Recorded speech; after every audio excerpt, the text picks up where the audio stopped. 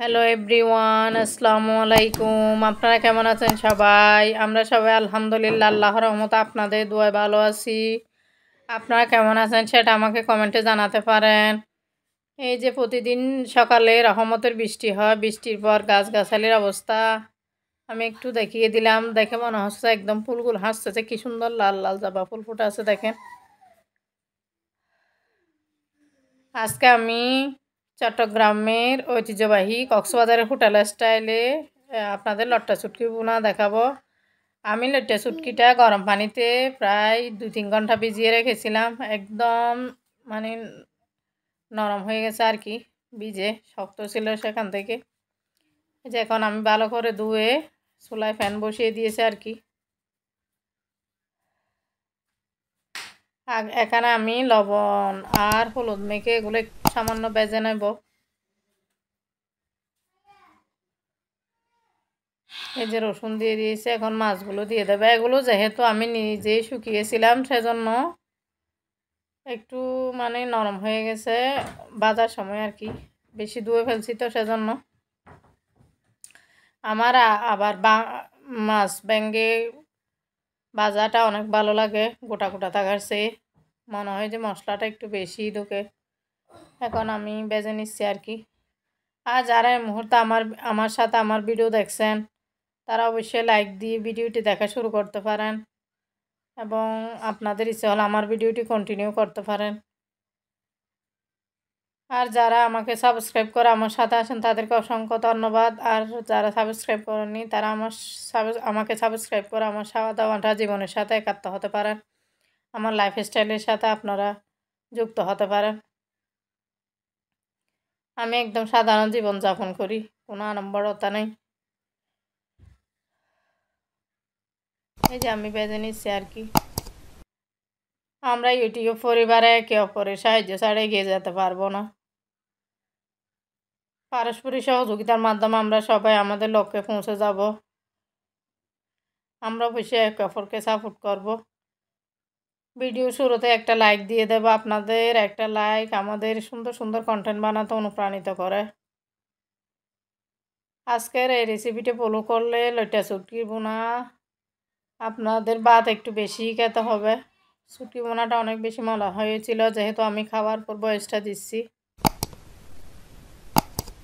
আমি চুটকিটা বেজে নিয়ে নামিয়ে নিয়েছি আর কি আপনাদের সাথে কথা বলতে বলতে। এখন আমি 1 কাপ পরিমাণ পেঁয়াজ দিয়ে দিয়েছি, ভালো করে বেজে নেব। রসুনও দিয়ে দিই, রসুনগুলো আমি বড় বড় করে দিয়েছি আর কি।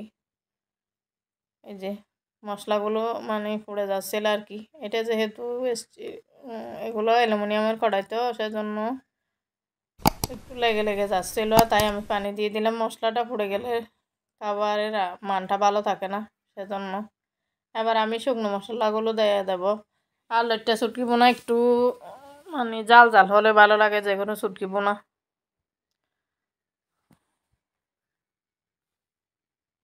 আমি এখানে 1 চামচ লাল মরিচের গুঁড়া, 1/2 চামচ ধনিয়ার গুঁড়া, 1/2 চামচ হলুদের গুঁড়া দিয়ে দেব।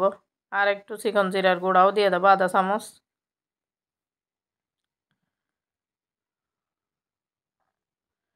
আমি জানি আমার আফুরা ভাইয়েরা অনেক সুন্দর সুন্দর মানে চুটকি বোনা করতে পারেন, কিন্তু আমি আমার রান্নার ধরনটা একটু আপনাদের সাথে শেয়ার করলাম, কারণ এক একজনের রান্নার ধরন এক এক রকম। হয়তো আমার কাছ থেকে কেউ কিছু আইডিয়া পেতে পারেন, সেজন্য আমি শেয়ার করলাম। আর আমার ব্যাচেলর ভাই বোন যারা বিদেশে থাকে অথবা দেশের মধ্যে তারা পড়াশোনা করে আর কি, চাকরিজীবী ফ্যামিলির সাথে থাকে না, তাদের জন্য একটু শেয়ার করলাম।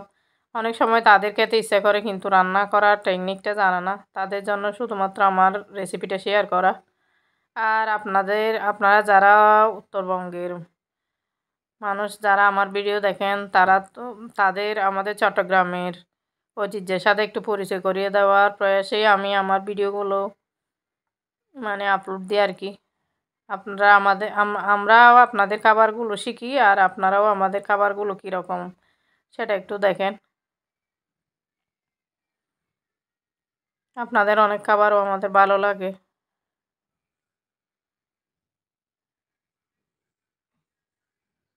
এই যে আমি মশলাটা কষানোর জন্য, মশলা যত কষবে ততই বেশি মানে রান্নাটা অনেক বেশি মজা হয়। আমি এটা কষিয়ে কষিয়ে রান্না করব।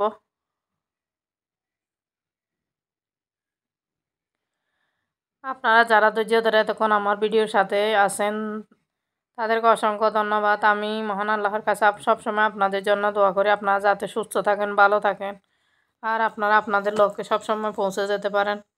আল্লাহ যেন আপনাদের মনের নেক আশা পূরণ করেন।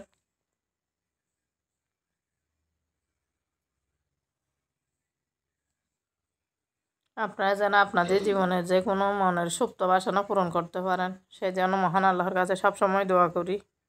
আপনারা অবশ্যই আমার ফ্যামিলির জন্য দোয়া করবেন, আমি যাতে আমার ফ্যামিলি নিয়ে সুখী থাকতে পারি, আমার বাচ্চারা যাতে সুস্থ থাকতে পারে। সবাই আমার বাচ্চাদের জন্য একটু দোয়া করবেন। এই যে এখন মানে একদম শুকিয়ে গেছে, এখন আমি আর একটু পানি দিয়ে আবার একটু কষিয়ে নেব। আবার একটু পানি দিয়ে আমি আরও 5 মিনিট কষিয়ে নেব।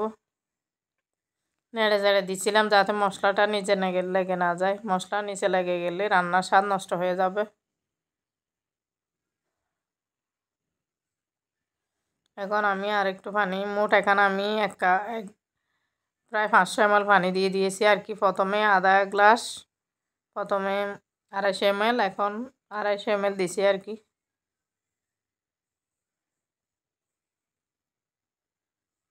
এবার আমি টমেটোও দিয়ে দেব। আপনারা যারা টমেটো পছন্দ করেন না তারা টমেটোটা স্কিপ করতে পারেন। আমার মেজো মেয়েটা টমেটো খেতে বেশি পছন্দ করে, সেজন্য ওর জন্য টমেটোটা দিলাম। এই যে রান্নার মধ্যে ব্লক চলে আসছে। এখন আমি ভেজে রাখা শুটকিগুলো দেবো আর কি। এগুলো একটু ভালো করে কষিয়ে আর একটু মানে ঝোলগুলো একটু যদি টেনে আসে তখনই আমি শুটকিগুলো দিয়ে দেব। এই যে শুটকিগুলো দিয়ে দিলাম, যেহেতু আমার শুটকিগুলো একদম নরম সেজন্য। কারণটা হঠাৎ করে চলে গেল, সেজন্য আমি সেটা একটু কমা সুন্দর দৃষ্টিতে দেখবেন। গরমের মধ্যে কারেন্টের অনেক বেশি সমস্যা, আমাদের বাসায় যেহেতু আইপিএস নেই তাই। এই যে এখন লবণ দিয়ে দিলাম, এর আগে আমি একদম লবণ দিই না, বাজার সময় একটু লইট্টে মাছে একটু লবণ আর হলুদ দিয়ে দিয়েছিলাম আর কি।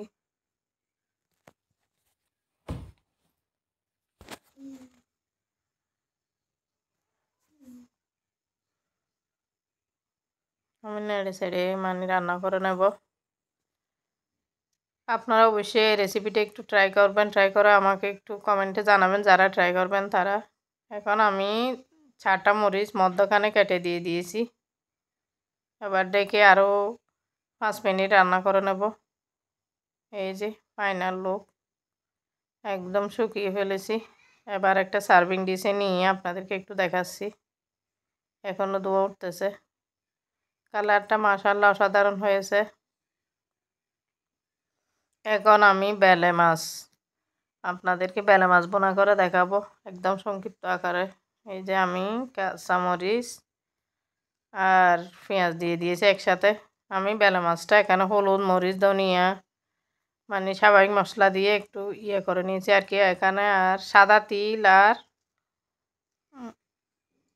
কালো জিরা দিয়ে দিয়েছি ফোড়ন হিসেবে। এবার আমি টমেটো আর মাছ একসাথে ম্যারিনেট করে, এখানে মশলাগুলো সব ম্যারিনেট করে রেখেছিলাম সেটা দিয়ে দিয়েছি। আমার মারা এরকমভাবেই রান্না করে, মশলা কষিয়ে কখনো রান্না করে না। আমি মাঝে মধ্যে আমার মায়ের রান্নাটাও একটু ট্রাই করে দেখি।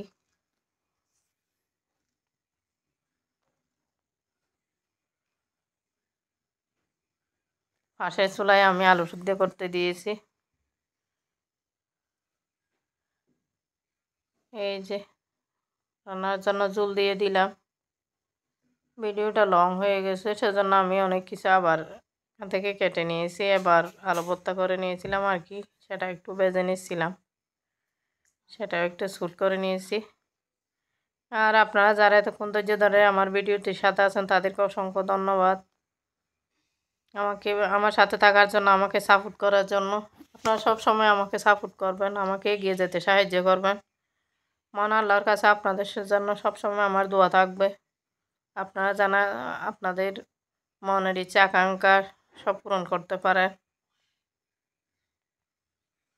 আপনারা ভিডিওটি টেনে দেখবেন না, অবশ্যই ভিডিওটি কন্টিনিউ করবেন।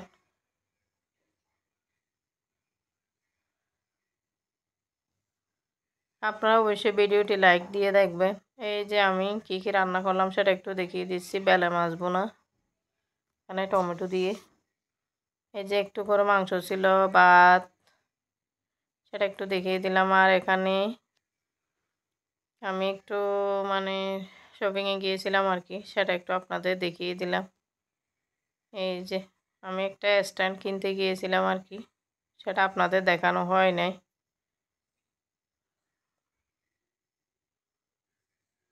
আমি দোকানে কি কি আছে সেগুলো একটু দেখিয়ে দিয়েছিলাম আর কি। আমাদের এখানে পেকুয়া এসডি সিটি সেন্টারে এগুলা, যে দোকানটা। আপনারা যারা আমার পেকুয়ার ভিউয়ার্স, তারা যে যদি কোনো কিছু প্রয়োজন হয় এসডি সেন্টারে 2 তলায় এই দোকানটা আছে, আপনারা যেতে পারেন।